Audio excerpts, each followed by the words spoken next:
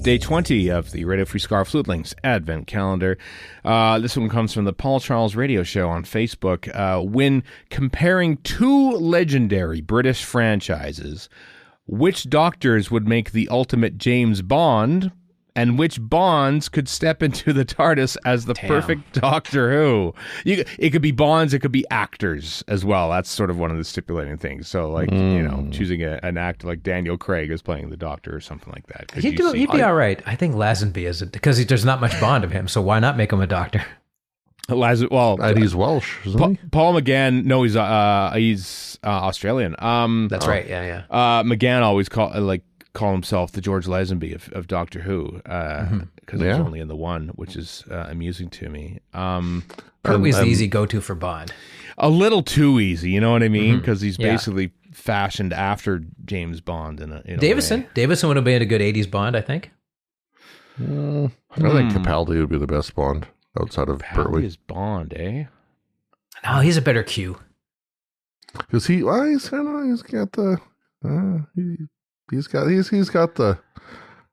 face for it. He's got the demeanor for it. He's got the wardrobe for it. Tennant's got the suave, but he's too goofy to be a Bond. You know what I mean? Yeah, I agree. He might be a Q. I think all the doctors could be Q. Or a money penny. I want to say John Hurt, but John Hurt's too classy to be Bond.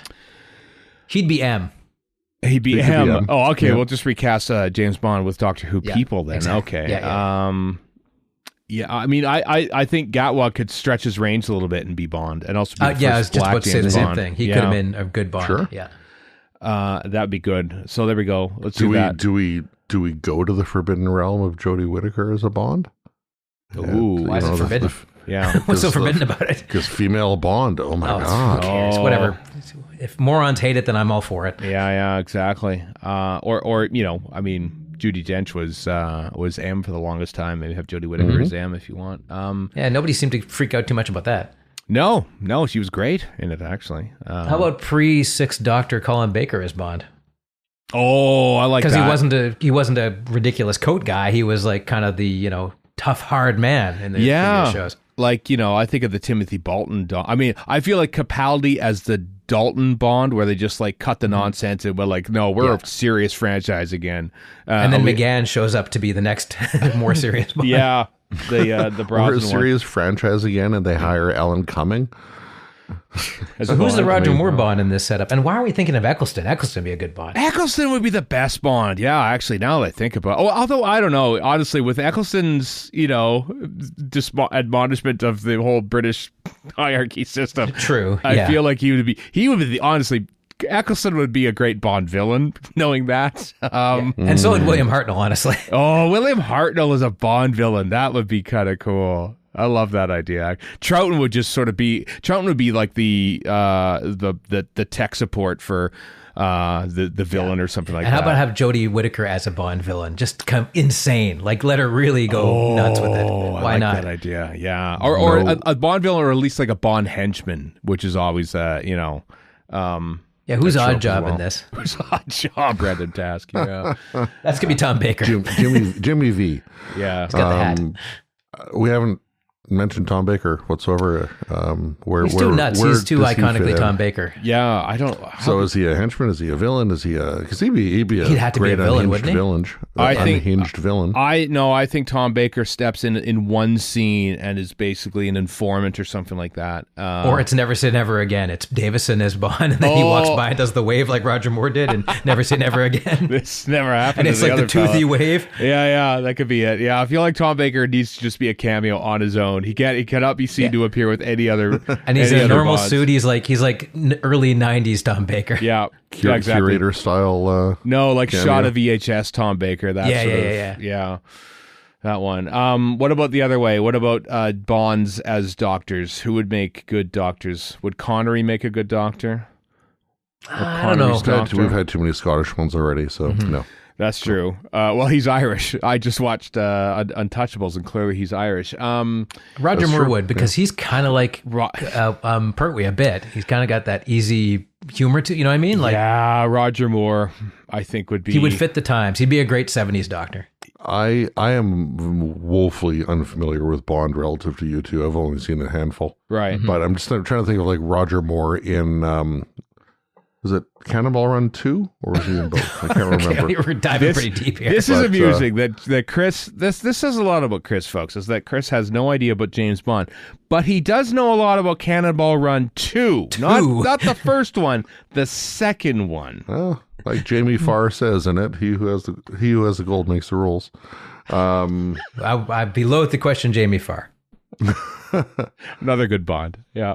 And Edmonton Oilers fan would always come through Edmonton on dinner theater and go to Oilers games. Did not know that. Yes, he was. Yeah, but no, like I've watched a couple of the Craig ones and really hated them.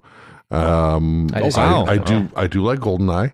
Yeah, and that's I think Dalton's an underrated Bond, to be honest with you. He honestly, he's probably my favorite of the pre-Craig. Daniel Craig is really good. Also, he's been in Doctor Who as Rassilon. He's been in Doctor Who as Rassilon. He's great in it. Yeah, Timothy Dalton is underrated in absolutely everything. I think he is awesome in Hot Fuzz. He is amazing in Hot Fuzz. He does the humor in Hot Fuzz. He's so funny. Yeah. He is the only one who plays it deadly serious in Flash Gordon, and that's what makes it awesome. He is so good in that. He's so good in Bond. Honestly, Timothy Dalton would be a hands-down perfect Doctor Who. Yeah, he would. And I said he played Rassilon. Who cares? Doesn't matter.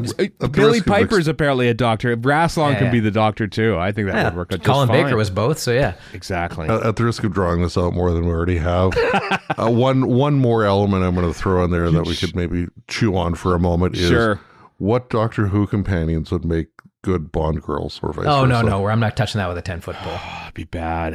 Yeah, because, oh, God. Yeah. Oh, boy. But I'm going to say Katie Manning in the 70s would have probably made a pretty good Bond girl. Probably. Oh, God. That's not a can of worms I want to open, honestly. Oh, yeah, I know. It's more that she'd be a great representative of the franchise because she's just been that the whole time for this show, and so I would assume she'd be the same for James Bond. Yeah, you'd hope that the Doctor Who companions would sort of like, rise above the stereotypes of a Bond girl, and but no, eventually it just becomes not in the 70s. I mean, both are career suicide when you're done with, so more or less. So that too. Yeah, here's a Bond girl we really think is going places, and they never do, sadly. Well, a couple have, yeah, but a couple have. What's her face who played Xenia Onatopp? Went on to do X-Men and whatnot. Good dumb name. Dumb name. That's one thing they have in common. Slitheen, Xenia Onatopp, really stupid names. Denise Richards had a career. She did before she became a Bond girl. That was more like not stud casting, but you kind of was actually, yeah. No, I'm going back to Dalton. I think Dalton would have been. He was probably both could have been probably the best Bond, although not the best Bond movies, and the best Doctor Who out of all of them. And yeah, Timothy Dalton, who I'm knighting now to become Sir Timothy Dalton, as the 16th/1st Doctor in Doctor Who, returning in 2029, and also M in the James Bond. Imagine if you simultaneously M in the new James Bond and also the Doctor in Doctor Who at the same time. Awesome.